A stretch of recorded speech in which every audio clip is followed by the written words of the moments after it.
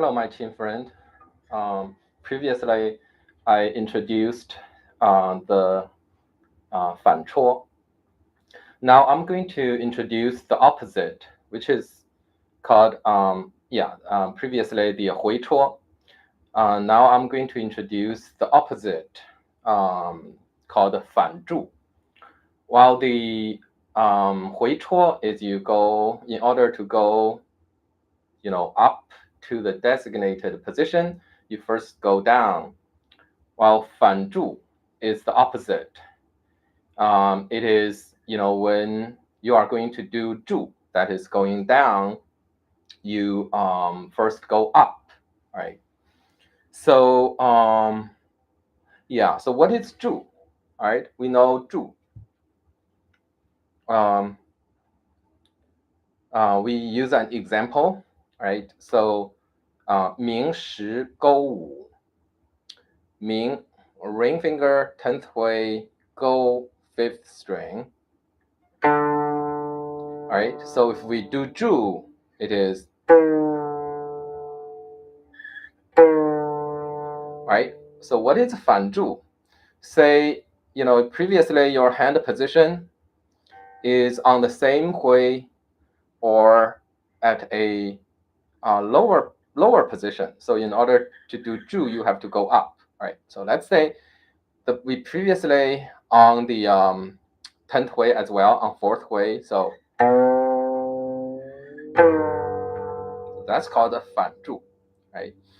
So we play 勾四, all right, 明时勾四, and then 明时注勾五.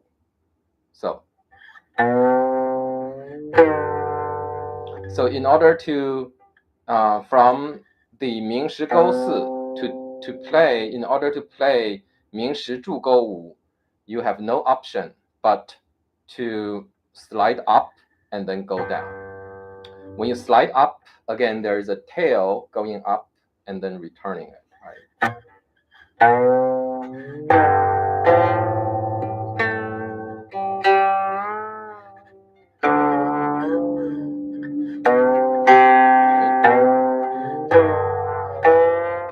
So, 反注 is not used as often as 回戳.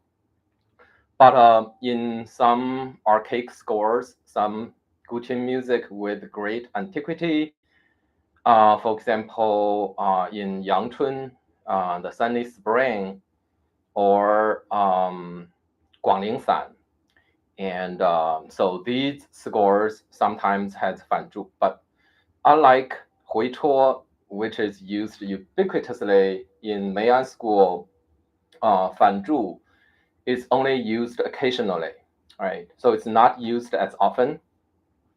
So I want to say a few words about archaic scores. When I talk about archaic scores, I usually refer to the score during the Ming Dynasty. So basically, currently, our available guqin music, the 简字谱, are mostly from the Ming and the Qing Dynasty, basically from the 15th century to the 20th century traditional guqin music. And in general, the Ming Dynasty from the 15th century to the 17th century, those are the earliest. There are a few earlier from the Tang Dynasty and from the Song Dynasty, but those are so few. But truly, I believe some of the early and the mid-Ming Dynasty scores came directly from the Song and Yuan Dynasty. So these are archaic. Basically, before the 17th century, I refer to the archaic guqin music. In general, these archaic guqin music are more straightforward, with less embellishment, and traditionally we call that 声多韵少, more 声 and less 韵. So what are 声 and 韵? In general, 声 refer to the left hand. So you strike and you got a sound. That's 声. And what is 韵? 韵 is a note you got not by striking the string, you strike string once, but then your left hand move along the string to change notes, so you get multiple notes with the left hand. That's called 韵. So, for example, you have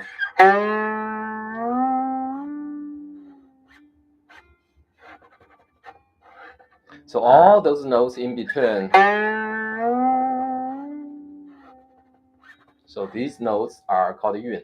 So in general, earlier music tended to have more 声, right hand generated sound, and later music has more 韵, that is, left hand generated sound. So 声多韵少 versus later 韵多声少, right? So this Fanzhu often used can be more found, in early archaic music. So I want to say a few words about the archaic music. You might ask, are these 回戳 and 反注 indicated in the score in music, in 简字谱? No, they are not indicated.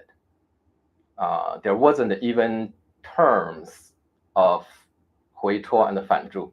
So basically, these are my inventions. So I give them term, and I summarize the Mayan style, and realize there are so many cases you do the 戳 while you are at the upper position and used so often. So I was kind of frustrated explaining. So I feel it's so much more convenient to give it a term. So I call it 回戳. And then I noticed when I was playing 打谱, the early scores from 神奇密谱, from 西路唐琴谱, and 大音希声, those early music, I noticed 反注 is very often used. It's not indicated as at all, and there wasn't a term called 反注. I just noticed, it tells you to do after 明时勾四 to do 明时注挑五. So if we follow the traditional guqin principle of 手不离弦, that is, you do not raise your hand, then there is no other option but to move your hand up and then go down to do the 注. Otherwise, you wouldn't be able to do 注 at that. It's the same location. The natural way to play it would be. So if you wanted to do 注, you have to move up. Right? And it's consistently used in some older scores. So they are not indicated, but I think since I give them a term, it would help us to understand this music better, and we can use this term to analyze the style of guqin music from the archaic period, also to try to grasp some principle of contemporary kind of different guqin playing schools. So, all right. So they are not indicated in music. They are not even, if you look at the guqin 简字谱 score, it didn't even tells you how to play it. So that's why you need a teacher, and you need someone to instruct you in order to play authentic Mayan school, or to play, authentic, Yushan style, or how to play those archaic scores more interestingly. And because otherwise, if you do not use this technique, if you neglect that 注, the music would be so bland, so less interesting, right? So just imagine.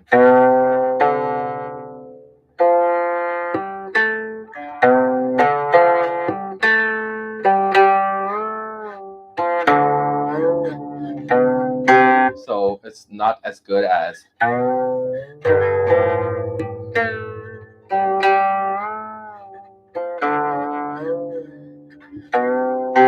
So you add those characters, all right? Fanzhu. So they are not indicated in 简字谱 score, not even such term existed before, right? Okay, so now let me kind of demonstrate a old piece, Yangchun, play a few sections so you get a feeling.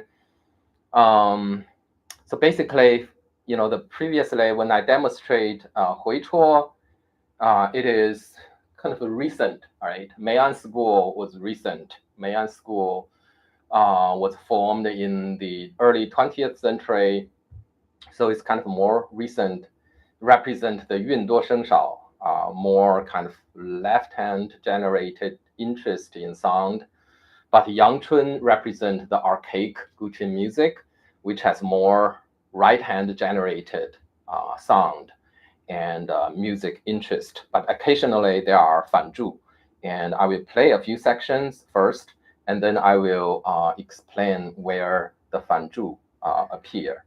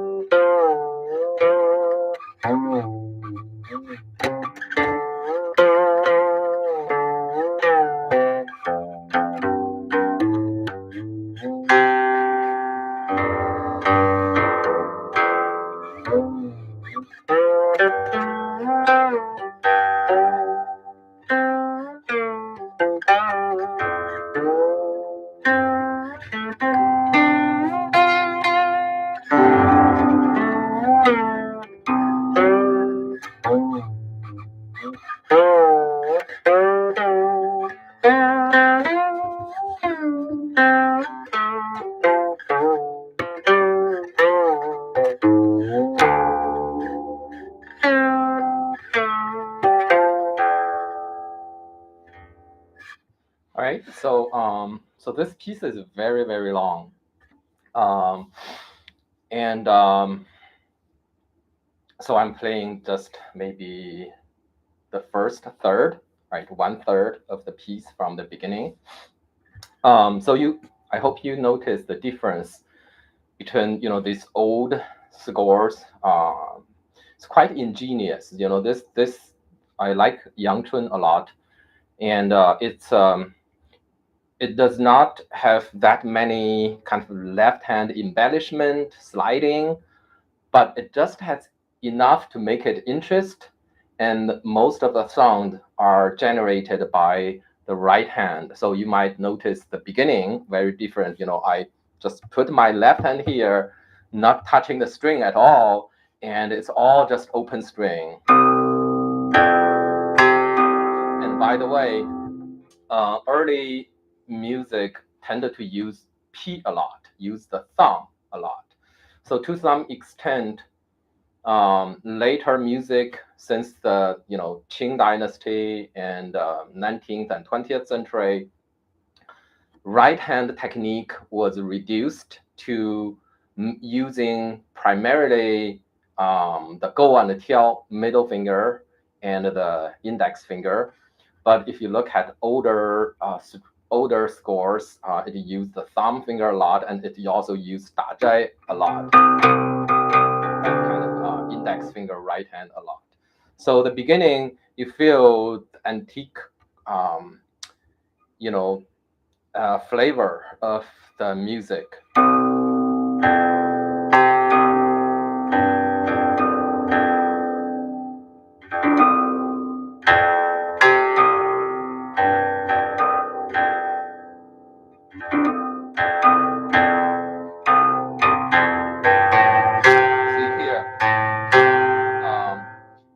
Go 5 and then P6. So it's not a very natural position to do the P. However, it makes your movement really energetic, which is very in tune with the title Yang Chun, the spring. Everything is full of life. Everything is burgeoning into growing. It's very active, very movement, a lot of movement, a lot of motion. Right. And then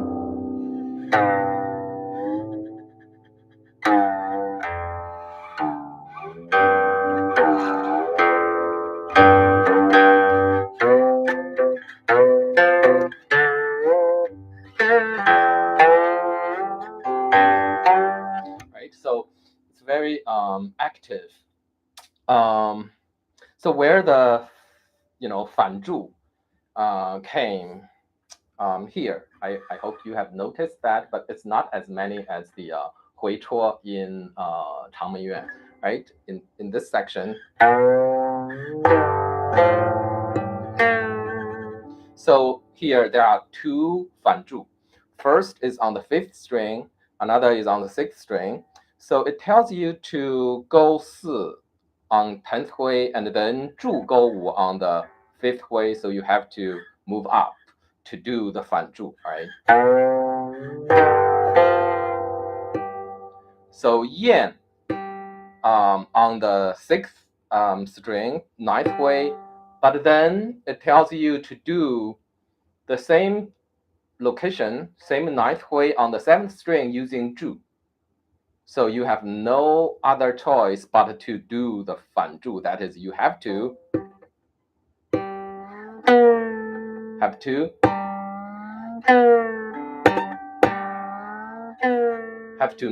move up and then go down, right? So it's basically mostly from the same position, and it tells you to do the zhu, so you have to move up and down to do the Fanzhu, right? So I play this section slowly, so you can see the two Fanzhu very clearly.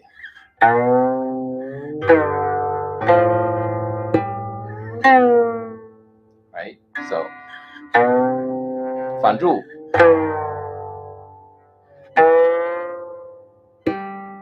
反柱。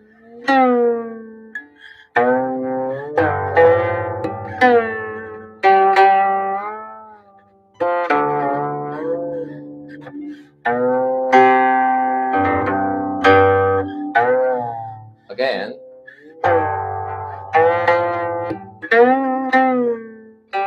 So this is basically a repeat, but it added more sound. 2 sound instead of just 1.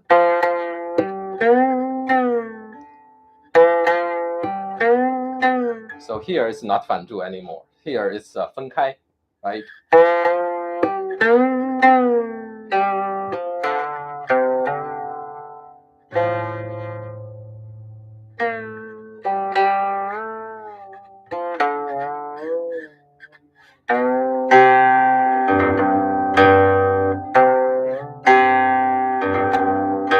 Here 反柱.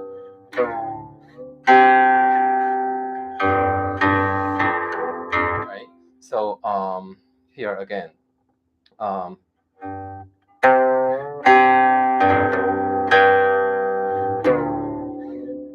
Right? So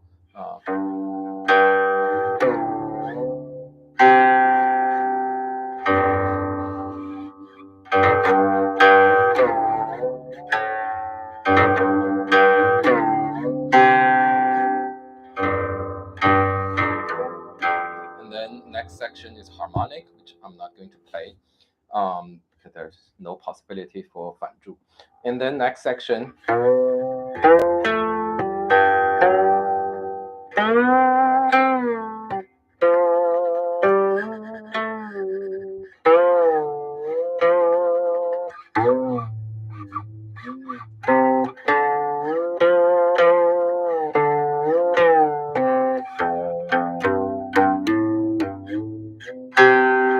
P again.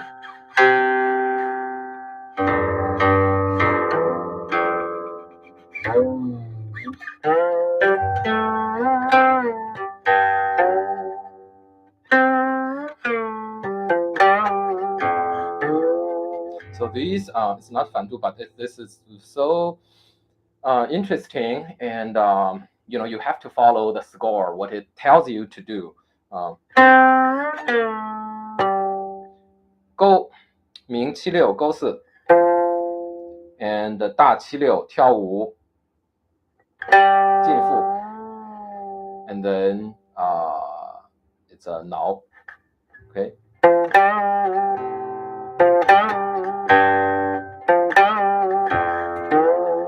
Right.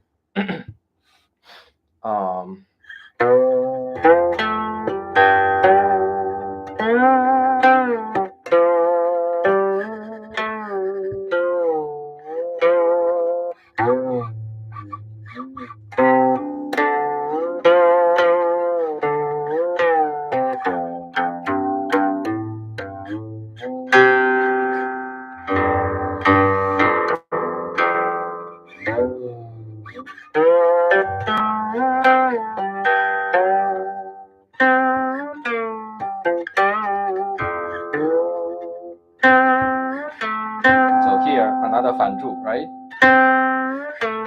So it's on the same location of 7th 徽, now 挑6, right?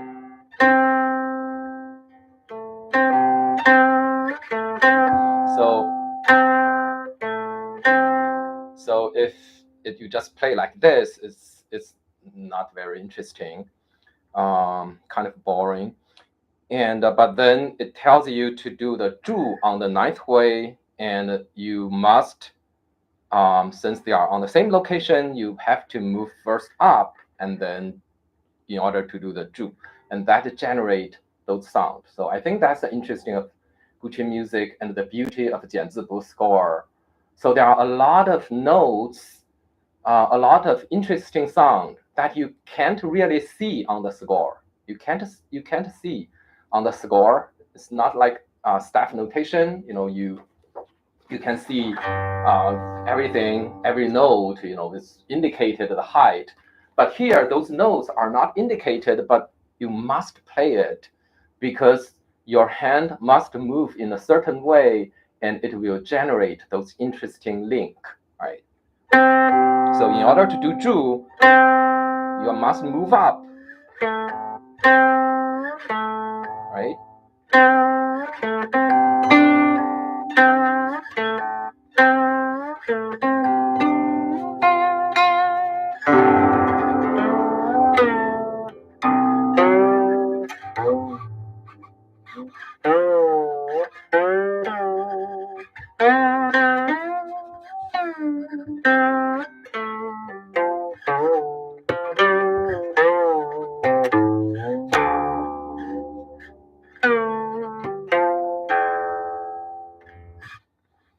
Okay, if you find this video helpful, please like, please subscribe, and please feel free to share and make comments. Thank you.